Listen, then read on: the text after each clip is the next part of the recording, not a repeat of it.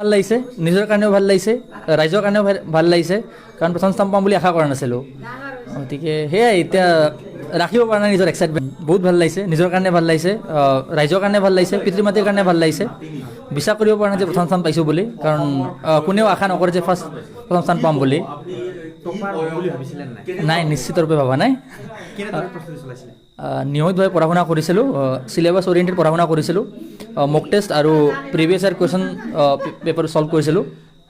সেয়াই মই শংকৰদেৱ শিশু বিদ্যানিকেতন মুছলপুৰৰ পৰা নিজৰ মেট্ৰিক পৰীক্ষা পাছ কৰিছোঁ। তাৰপিছত আন্ধাৰাম বড়ো একাডেমীৰ পৰা হায়াৰ ছেকেণ্ডেৰী আৰু বি বৰুৱা কলেজত ৰসায়ন বিজ্ঞান বিভাগত মই BSc কমপ্লিট কৰিছোঁ আৰু তাৰপিছত হায়দৰাবাদ চেণ্ট্ৰেল ইউনিভাৰ্চিটিৰ পৰা নিজৰ মাষ্টাৰ্ছ কমপ্লিট কৰিছোঁ।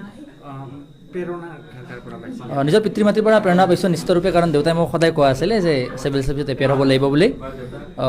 তদুপৰি যিবিলাক ভাল চিভিল ছাৰ্ভেণ্টক দেখা পাইছিলোঁ, যিসকলৰ কামে ৰাইজ আৰু সমাজক আগুৱাই লৈ গৈছে, তেখেতসকলৰ পৰা প্ৰেৰণা লৈছিলোঁ। ভৱিষ্যতৰ পৰিকল্পনা এয়াই যে সমাজৰ কাৰণে কাম কৰি যোৱা আৰু যদিয়ে হয় ইয়াতকৈও ভাল পৰীক্ষা ক্ৰেক কৰা।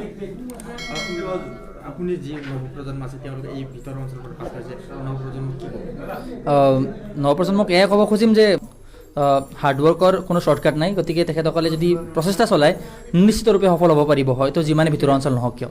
আজি গোৰ্খা ছাত্ৰ সন্থাকে ধৰি বিভিন্ন দল সংগঠনে সম্বৰ্ধনা জনাইছে, চব উৎফুল্লিত হৈ পৰিছে, কি ক'ব?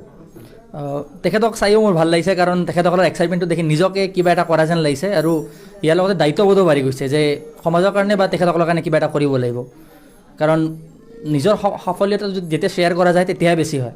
ভাল লাগিছে, নিজৰ কাৰণেও ভাল লাগিছে, ৰাইজৰ কাৰণেও ভাল লাগিছে, কাৰণ প্ৰথম স্থান পাম বুলি আশা কৰা নাছিলোঁ। গতিকে সেয়াই এতিয়া ৰাখিব পৰা নাই নিজৰ এক্সাইটমেণ্ট। বহুত ভাল লাগিছে, নিজৰ কাৰণে ভাল লাগিছে, ৰাইজৰ কাৰণে ভাল লাগিছে, পিতৃ মাতৃৰ কাৰণে ভাল লাগিছে। বিশ্বাস কৰিব পৰা নাই যে প্ৰথম স্থান পাইছোঁ বুলি, কাৰণ কোনেও আশা নকৰে যে প্ৰথম স্থান পাম বুলি। নাই, নিশ্চিত ৰূপে ভবা নাই।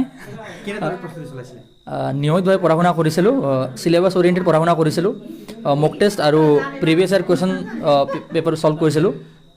সেয়াই মই শংকৰদেৱ শিশু বিদ্যানিকেতন মুছলপুৰৰ পৰা নিজৰ মেট্ৰিক পৰীক্ষা পাছ কৰিছোঁ। তাৰপিছত আন্ধাৰাম বড়ো একাডেমীৰ পৰা হায়াৰ ছেকেণ্ডেৰী আৰু বি বৰুৱা কলেজত ৰসায়ন বিজ্ঞান বিভাগত মই BSc কমপ্লিট কৰিছোঁ আৰু তাৰপিছত হায়দৰাবাদ চেণ্ট্ৰেল ইউনিভাৰ্চিটিৰ পৰা নিজৰ মাষ্টাৰ্ছ কমপ্লিট কৰিছোঁ। নিজৰ পিতৃ মাতৃৰ পৰা প্ৰেৰণা পাইছোঁ নিশ্চিতৰূপে, কাৰণ দেউতাই মোক সদায় কোৱা আছিলে যে চিভিল ছাৰ্ভিচত এপিয়াৰ হ'ব লাগিব বুলি। তদুপৰি যিবিলাক ভাল চিভিল ছাৰ্ভেণ্টক দেখা পাইছিলোঁ, যিসকলৰ কামে ৰাইজ আৰু সমাজক আগুৱাই লৈ গৈছে, তেখেতসকলৰ পৰা প্ৰেৰণা লৈছিলোঁ। ভৱিষ্যতৰ পৰিকল্পনা এয়াই যে সমাজৰ কাৰণে কাম কৰি যোৱা আৰু যদিয়ে হয় ইয়াতকৈও ভাল পৰীক্ষা ক্ৰেক কৰা।